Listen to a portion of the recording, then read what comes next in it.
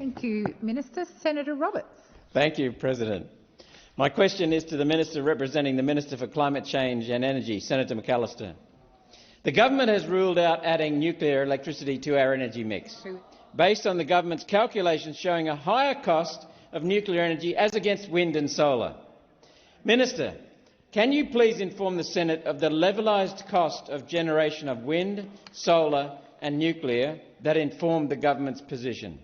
Thank you, Senator Roberts. And I'll just remind you, questions need to go to ministers, not assistant ministers. So I believe the responsible minister. I thought you said Senator McAllister. Yes, so I'm directing the question to Minister Gallagher. Thank you, Minister Gallagher. Damn. Anyway, thank you, Senator. Thank you, President. Thank you for the question.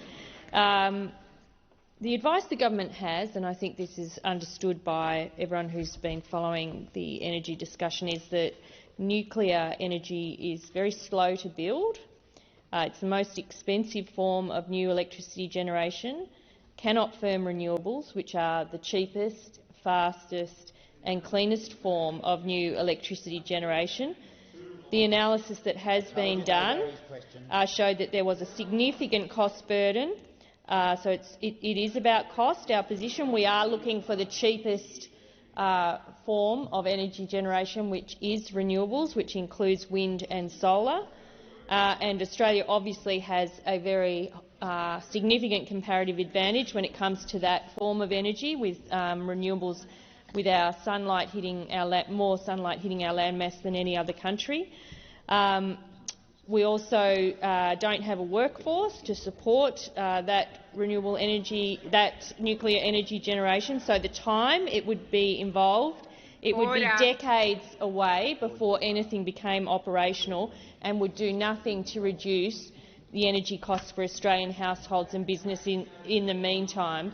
So our position, and I think there is a lot of support for that position, is that this transition to renewable energy is the quickest and cheapest path as we shift away from fossil fuel generation.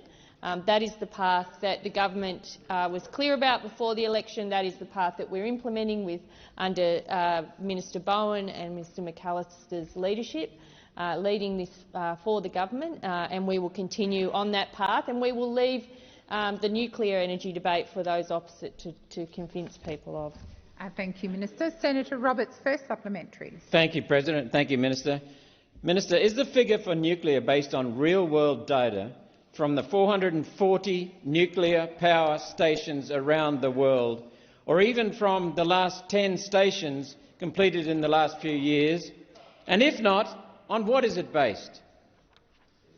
Thank you, Senator Roberts. Minister Gallagher. Look, I understand, and I'll see if there's anything I can provide, but the government analysis that looked at the cost of nuclear energy was looking at how to replace the retiring coal-fired power station fleet, and that figure resulted in about a $25,000 cost impost on each Australian taxpayer, based off 15.1 million taxpayers. So, according to many of the experts in the energy field, it's more expensive, it's going to take decades to build, and in the meantime will do nothing to reduce the power costs on households, which are clearly going to benefit from the shift to renewable energy generation and technology, and that is the path the government will continue on, because we're focused on cost of living and a sensible and orderly transition away from fossil fuels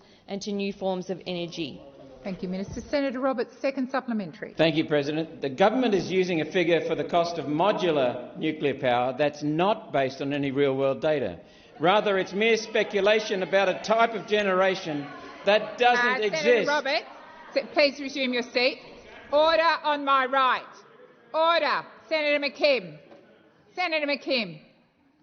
Senator Roberts has the right to ask his question in silence. I want to ask senators to respect that right. Senator Roberts. The government's data is based on speculation about a type of generation that does not exist and completely misrepresents the cost of nuclear power. The government is spreading misinformation again. Minister, why didn't the government use the real-world data from 57 conventional nuclear power stations currently under construction around the world, and why is the government not being honest about nuclear? Thank you, Senator Roberts. And Minister Gallagher. Well, I don't accept the question that Senator Roberts just put to me. We are providing information to the community, and that information is that renewables remain the lowest cost new build generation technology. That is clearly a fact. Now, we have also done some analysis, and I think you'll find it hard to find any expert that says nuclear isn't expensive or isn't going to take too long to build, including how you generate a workforce around this and the time it will take to do that, based on the work that we need to happen now. We can't delay this for decades. The transition was already delayed for a decade under those opposite with 22 failed energy policies. In 18 months, we're getting on with it. And we are in that transition, and we will focus on renewables as the lowest cost form of energy generation that will help households with those cost of living